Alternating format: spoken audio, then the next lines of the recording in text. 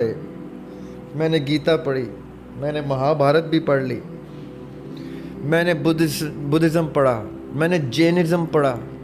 میں نے کہا یار میں سب پڑھوں. جوڈزم تو ہمارے لیے واجب ہے پڑھنا، کرسچینٹی تو واجب ہے، میں وہ بھی پڑھوں جو منع ہے. میں نے ٹیلیپیتھی پڑھی، میں نے پامسٹری پڑھی، میں پریکٹیکل پامسٹری کی ہوئی ہے، practical palmistry just to see how it works and why is it حرام.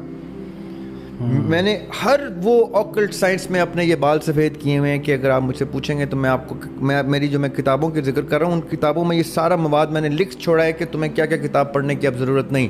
تمہارے بھائی نے یہ کام تمہارے لیے کر لیا ہے، اس میں کیا کیا چیز ہے جو کام کیا وہ لے لو، باقی کو پڑھنے کی بھی ضرورت نہیں. یہ میرا فرض سمجھ کے میں نے کر دیا.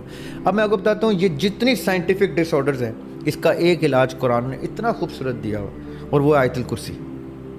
اچھا، سونے سے پہلے آپ آیت الکرسی پڑھتے ہیں تو اللہ تعالیٰ فرشتے تعینات کر دیتے ہیں آپ کی اس باڈی کی پروٹیکشن کے لیے جس میں روح کے جانے اور نفس کے قید ہونے کا پروسیس واجب ہو جاتا ہے فرشتوں کے لیے کہ اب ہم کھڑے ہیں دربان بن کے، اب کوئی شیطان اس جسم میں نہیں گھس سکتا، اب اس کی پروٹیکشن ہم پہ واجب ہو گئی ہے. اب وہ چھوٹا ہے، بڑا ہے، سیاہ ہے، سفید ہے، ماں ہے، بیوی ہے، بچہ ہے، عورت ہے، جو ماؤں کو ریکویسٹ ہے اپنے بچوں کو آیت الکرسی سکھا دیں اور ان سے کہیں کہ چاہے تم دن میں سو یا رات میں سو، گھر میں سو یا ہاسٹل میں سو یا دوستوں کے گھر سلیپ اوور میں سو، ایک کام کر لو کہ تم نے آیت الکرسی پڑھ کے سونا ہے. اس سے کیا ہوگا، جو غیر ضروری پرابلمز جن کو اسپلٹ پرسنالٹی ڈس آرڈر تک کہتے ہیں، جن کو اسکیزوفرینیا تک کہا جاتا ہے، یہ اتنی بڑی سائنس ہے، یہ کبھی ہم پھر اس کے اوپر بھی سیر اصل گفتگو کر لیں گے. اس کے سد باب ہو جاتا ہے from the very source of sleep جب آپ آیت الکرسی پڑھ لیتے ہیں. اس کے بعد آپ کا بچہ بڑا جو بھی ہے وہ سلیپ پیرالسس بھی نہیں دیکھے گا انشاءاللہ، وہ سلیپ ایپنیا بھی نہیں دیکھے گا انشاءاللہ. میں سلیپ ایپنیا کا پیشنٹ رہا ہوں. اچھا.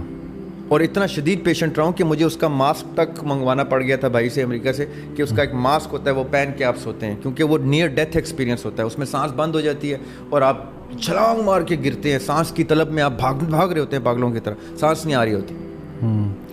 پھر میں نے جب اللہ تعالیٰ کی طرف رجوع کیا اور کلام میں پاک پڑھنا شروع کیا، میں نے کہا کہ دیکھوں تو صحیح کہ ایسے کیا معاملات ہیں جس میں جو دین میں جس کا علاج نہیں، ایسا ہو نہیں سکتا. میری ساری بیماریوں کو، مجھے بہت سی بیماریوں سے اللہ تعالیٰ نے نوازا تھا، اللہ تعالیٰ بڑا کرم ہے میرے اوپر، اللہ تعالیٰ نے اس طرح کی نعمتیں بہت دی ہیں مجھے.